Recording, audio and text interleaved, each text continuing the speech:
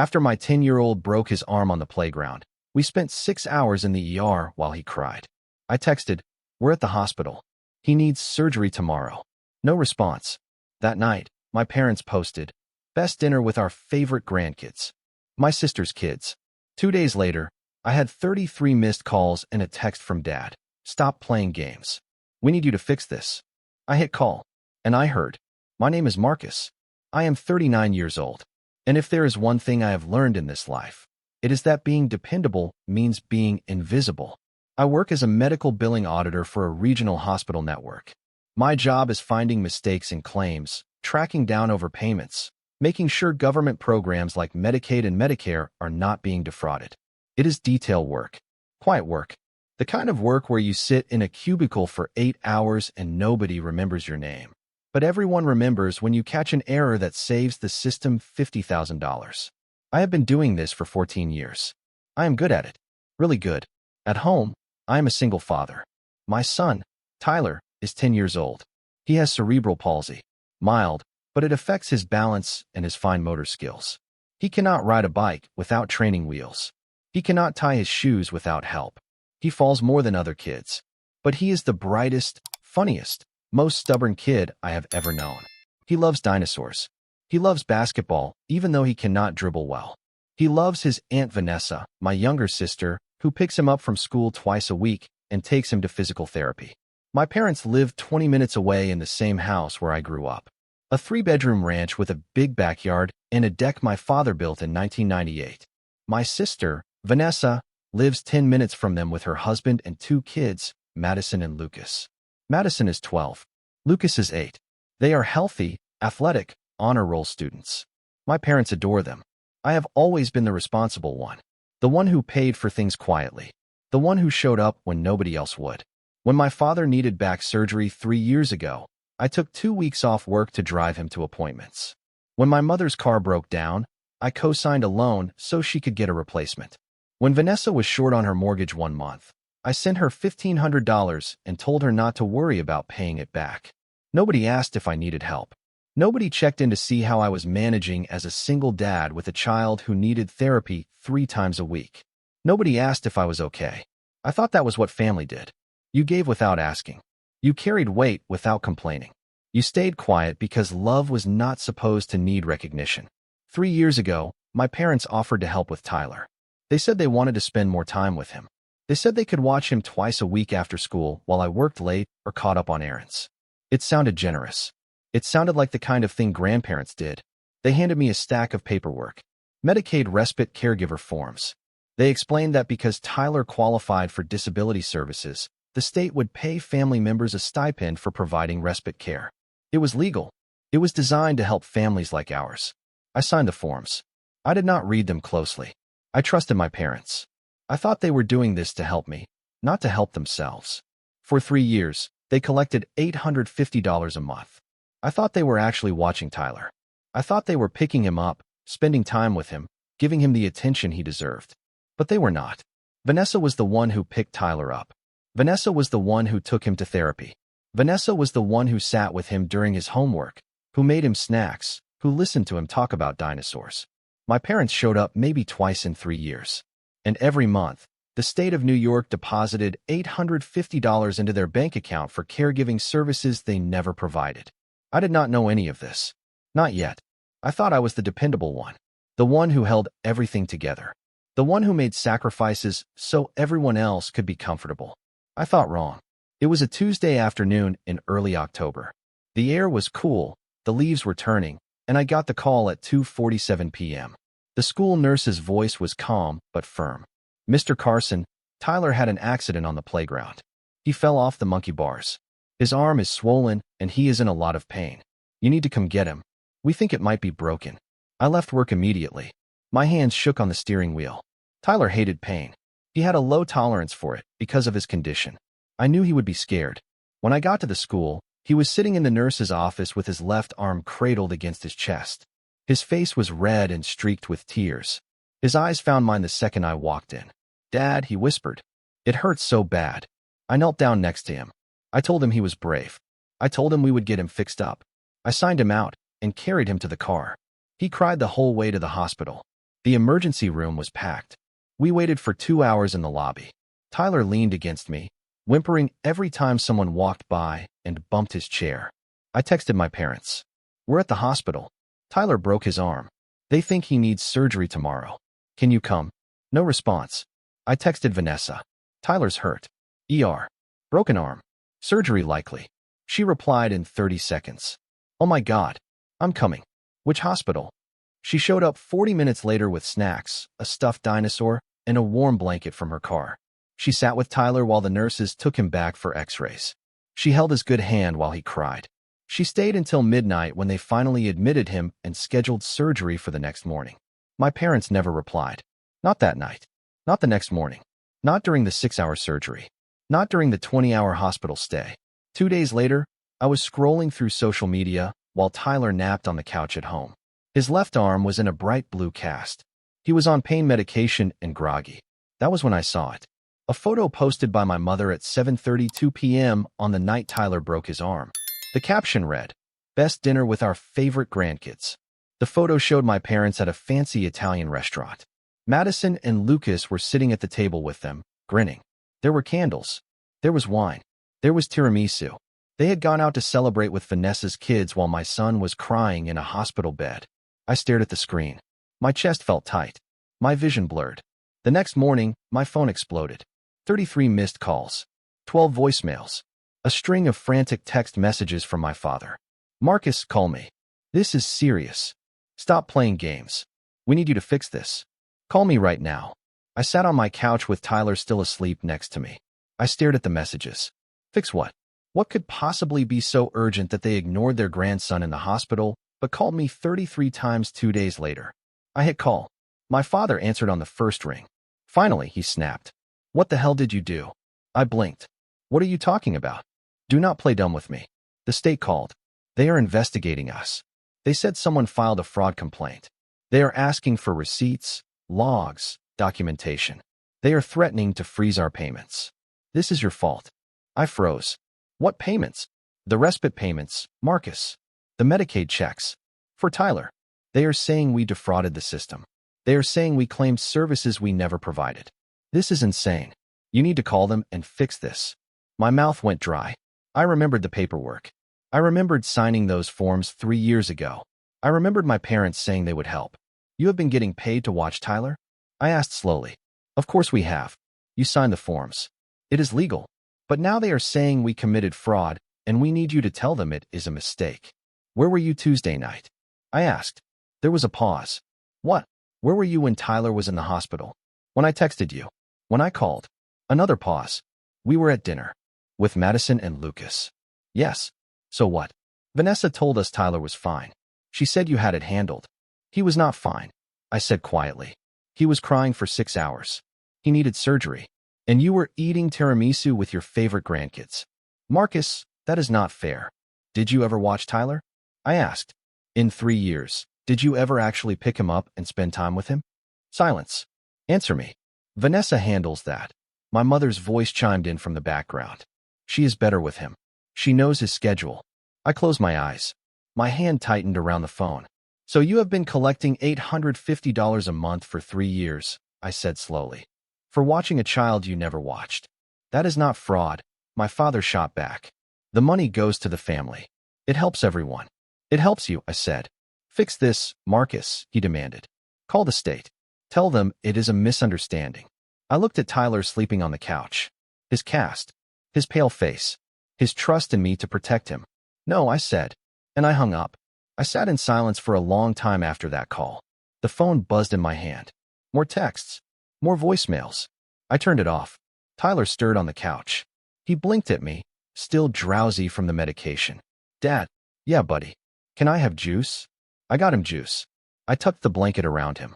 I sat on the floor next to the couch and watched him fall back asleep. I thought about the paperwork I had signed 3 years ago. I thought about how easy it had been to trust them. How natural it felt to believe my parents when they said they wanted to help. I thought about all the times Vanessa had picked Tyler up. All the times she had taken him to therapy. All the times she had texted me photos of him smiling in her car, eating snacks she bought, playing with her kids. She never asked for money. She never mentioned the respite payments. She just did it because she loved him.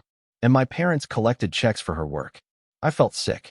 I thought about the hospital, the 2-hour wait, the x-rays, the crying, the fear on Tyler's face when they told him he needed surgery. I thought about texting my parents and getting nothing back. I thought about the photo, the candles, the wine, the smiles. Best dinner with our favorite grandkids. Not Tyler. Never Tyler. He was not their favorite. He was not even on their radar. He was a line item on a Medicaid form, a monthly deposit, a justification for income they did not earn. I replayed the phone call in my head. My father's anger, my mother's dismissal, their refusal to admit they had done anything wrong. Fix this, Marcus. Like it was my job to protect them. Like it was my responsibility to cover for their lies. I had spent my whole life being dependable, being the one who showed up, being the one who paid when nobody else would. I thought that was love. I thought that was what family meant. But family does not ignore your son in the hospital. Family does not steal government money meant to care for a disabled child. Family does not gaslight you when they get caught. I stayed on that floor until morning. Tyler woke up twice for water and pain medication. Each time, I helped him. Each time, I wondered how I had let this happen. I thought about calling my parents back. I thought about apologizing. I thought about smoothing things over the way I always did. But something in me had shifted. Something had broken. Or maybe something had finally healed. By the time the sun came up, I knew what I had to do. I called in sick to work. Tyler was still asleep. I sat at my desk and opened my laptop. Medical billing auditor. That is what I do. I find fraud. I track discrepancies. I follow paper trails. And I am very, very good at it. I started with the Medicaid Respite Caregiver Program. I pulled the public guidelines. I read through the eligibility requirements, the documentation standards, the payment schedules. Respite care payments require proof of service. Logs, dates, times, signatures. I logged into the state Medicaid portal using the credentials my parents had given me years ago when I signed the forms. I navigated to the claims history. 3 years of payments. $850 per month. $30,600 total. I clicked on the detailed logs. Each claim listed specific dates and times when my parents allegedly provided care for Tyler. I cross-referenced those dates with my phone, with my calendar, with Vanessa's text messages. October 14th, 2022. Claimed care from 3 p.m. to 7 p.m. I checked my messages. Vanessa had texted me that day. Picked up Tyler. Taking him to therapy. Be home by 6. March 22nd, 2023. Claimed care from 2 p.m. to 6 p.m. Another text from Vanessa. Tyler crushed his PT session today. Stopping for ice cream. July 8th, 2023. Claimed care from 4 p.m. to 8 p.m. I checked social media. My mother had posted a photo that evening from a beach 2 hours away. The timestamp was 5:47 p.m. The caption, much needed getaway. I kept going. Every single claim date. I found proof they were not with Tyler. Text messages. Social media posts. Credit card receipts from restaurants across town. Photos timestamped and geotagged. They had been sloppy, confident, arrogant. They thought nobody would check. They thought I would never question them. I downloaded everything. I created a spreadsheet. I organized it by date, claim amount, and conflicting evidence.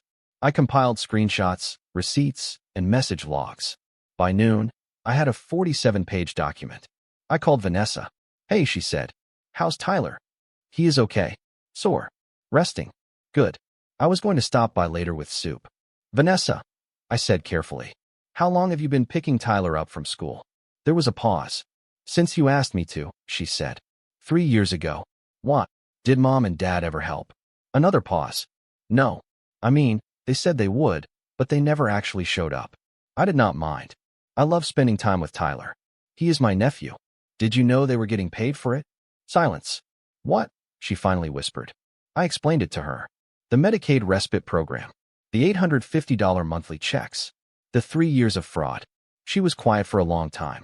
When she finally spoke, her voice was shaking. They took money for watching Tyler while I did all the work. Yes. And they never told you? No. Marcus, that is fraud. That is a felony. I know. What are you going to do? I looked at the 47-page document on my screen. I already did it, I said.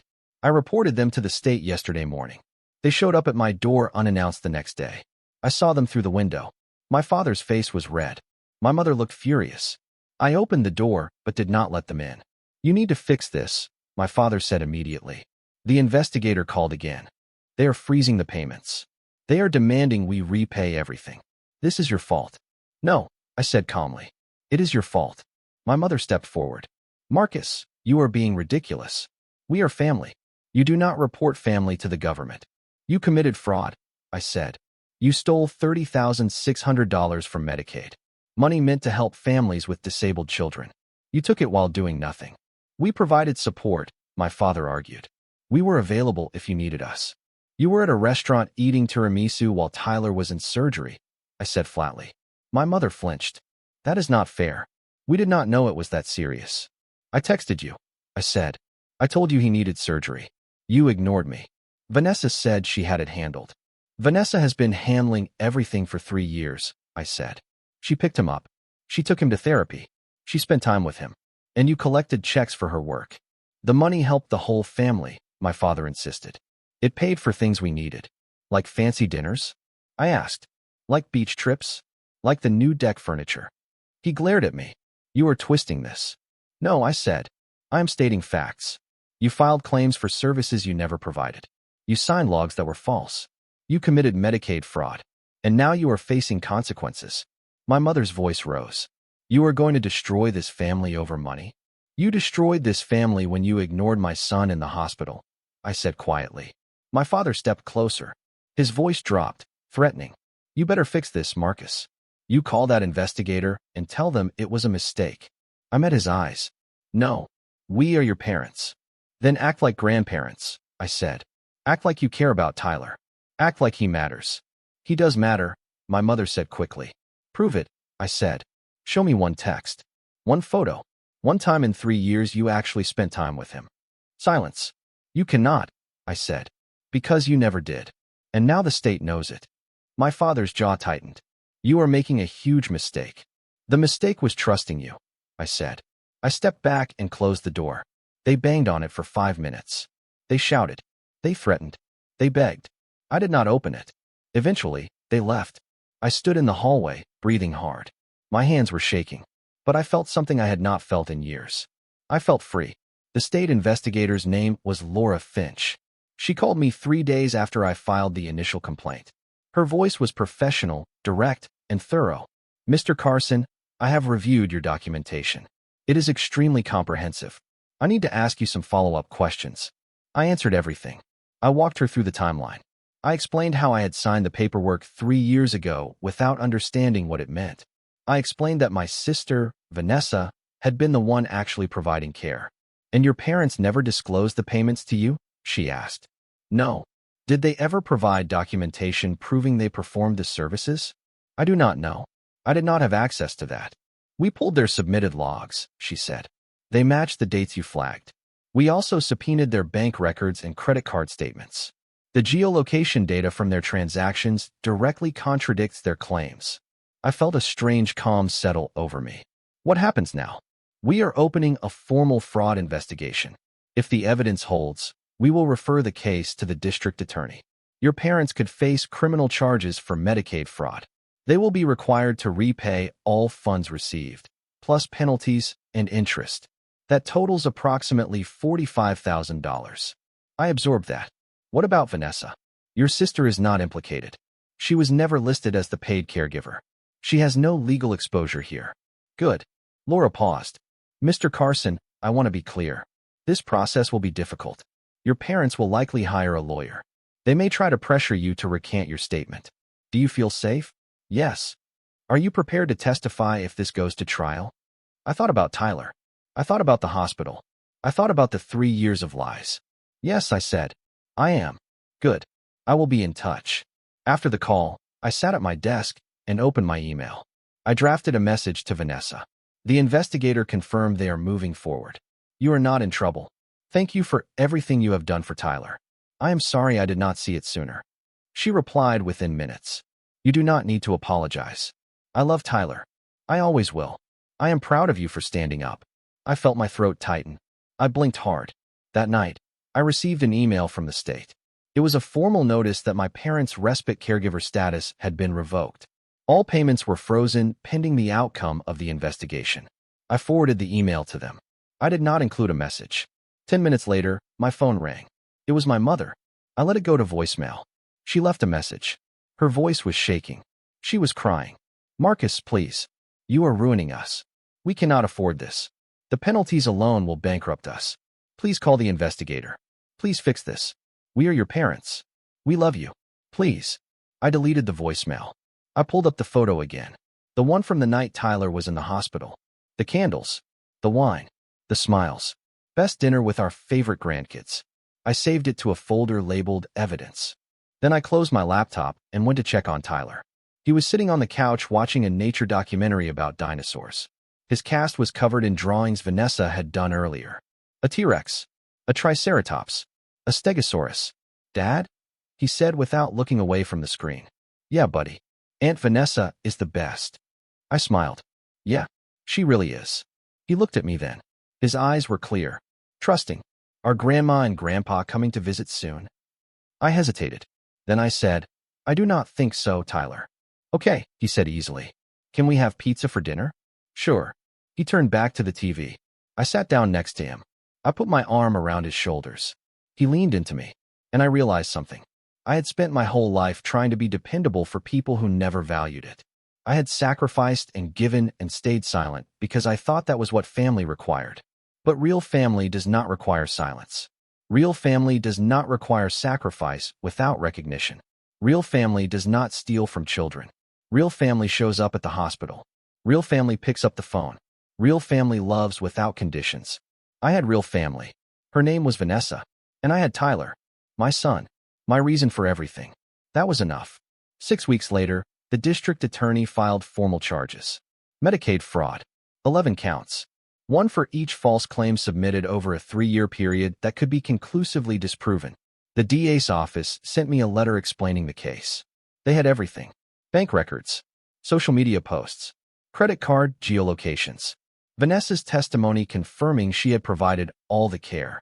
Tyler's school records showing pickup logs that matched Vanessa's name, never my parents'. The evidence was airtight. My parents hired a lawyer. An expensive one. He tried to negotiate a plea deal. The DA refused. The case was too clear. The fraud was too blatant. 3 months later, I sat in a courtroom as a witness. The prosecutor asked me to describe the night Tyler broke his arm. I did. I explained the texts I sent. The lack of response.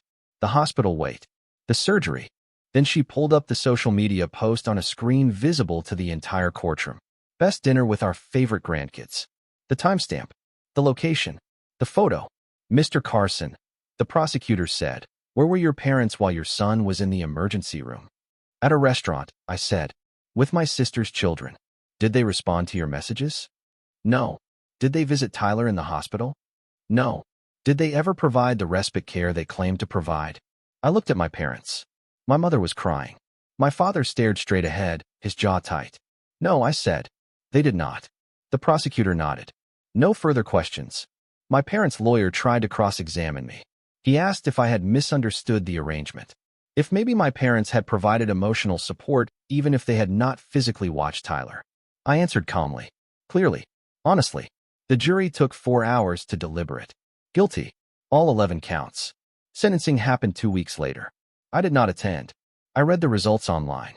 My father, 18 months in prison, suspended to probation contingent on full restitution. $45,000 to be repaid within 5 years. 200 hours of community service. My mother, 12 months in prison, suspended to probation contingent on full restitution.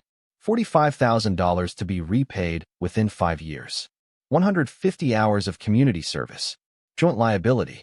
They would lose their house if they could not make the payments. I closed the browser. I felt nothing. No satisfaction. No anger. No sadness. Just quiet. The next day, I got a letter in the mail. Handwritten. From my mother. It was 3 pages long.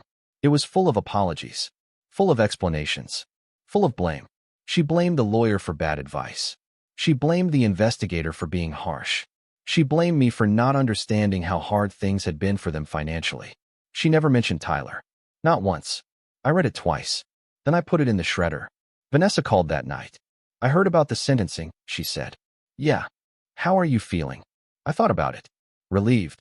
"Good," she said. "You did the right thing." "I know." Tyler asked if he could come over this weekend. He wants to build a Lego set with Lucas. I smiled. That sounds great. Marcus. Yeah. I am proud of you. I felt my throat tighten again. Thanks, Vanessa. After we hung up, I sat on the couch. Tyler was asleep upstairs. His cast had come off 2 weeks ago. His arm had healed perfectly. I thought about the last 3 years. The lies. The manipulation. The invisibility. I thought about the hospital. The missed calls. The photo. And I realized something. I was not the dependable one anymore. I was not the one who gave without asking. I was not the one who stayed silent. I was the one who stood up. The one who protected my son. The one who demanded accountability. I was the one who walked away from people who did not deserve me. And that felt right. 6 months after the trial, I moved. Not far. Just across town. A 2-bedroom apartment in a quiet complex near Vanessa's neighborhood. It had a pool. A playground. A community garden. Tyler loved it. I started therapy. Not because I was broken, but because I wanted to understand why I had stayed silent for so long. Why I had let people treat me like I was invisible. The therapist helped me see patterns. Childhood conditioning. The role of the responsible son. The belief that love required sacrifice without recognition. I learned to set boundaries. I learned to say no. I learned that walking away from toxic people is not abandonment. It is self-preservation. Vanessa and I grew closer. She picked Tyler up twice a week still, but now I paid her. Not much. Just enough to cover gas and snacks. She tried to refuse it. I insisted. You deserve it, I told her. You always did. Tyler thrived. His physical therapy sessions improved. He made new friends at school. He stopped asking about his grandparents after the first month. Kids are resilient like that. One Saturday afternoon, I was sitting on the apartment balcony watching Tyler play basketball with Lucas in the parking lot. Vanessa sat next to me with a cup of coffee. You seem lighter, she said. I smiled. I feel lighter. Do you ever regret it? She asked. Reporting them? I thought about it. Really thought about it. No, I said. I regret not seeing it sooner. I regret signing those papers without reading them. I regret trusting them. But reporting the fraud? No. That was the right thing to do. She nodded. They are selling the house. I had heard. They could not afford the restitution payments and the mortgage. They were downsizing to a condo. Good, I said. Vanessa looked at me. You really mean that? I do. She smiled. Good. Tyler scored a basket. He shouted and pumped his fist in the air. Lucas high-fived him. They both laughed. I watched my son. Happy. Healthy. Loved. That was all that mattered. A week later, I got an email from Laura Finch, the investigator. She thanked me for my cooperation. She told me the case had set a precedent in the district for Medicaid fraud enforcement. She told me my documentation had been used as a training example for other investigators. I wrote back a simple reply. Thank you for taking it seriously. She responded within an hour. Thank you for standing up. I closed the email. I leaned back in my chair. I looked around my small home office. The walls were bare. The desk was simple, but it was mine. I was not invisible anymore. I was not the dependable one who gave until there was nothing left. I was Marcus. I was a father. I was a brother. I was a man who protected the people who mattered. And I was finally free. Tyler knocked on the door. Dad, can we get ice cream? I smiled. Yeah, buddy. Let's go. We walked to the ice cream shop 2 blocks away. Hand in hand. The evening sun was warm. The air smelled like summer. Tyler got chocolate. I got vanilla. We sat on a bench outside and ate in comfortable silence. He looked at me with those bright, trusting eyes. Dad, yeah. I am glad we moved here. Me too, Tyler.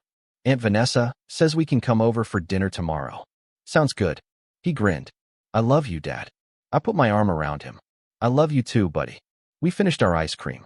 We walked home. The streetlights flickered on. The sky turned purple. And for the first time in years, I felt peace. Real, quiet, honest peace. I had lost my parents. But I had gained something more important. I had gained myself. And that was worth everything.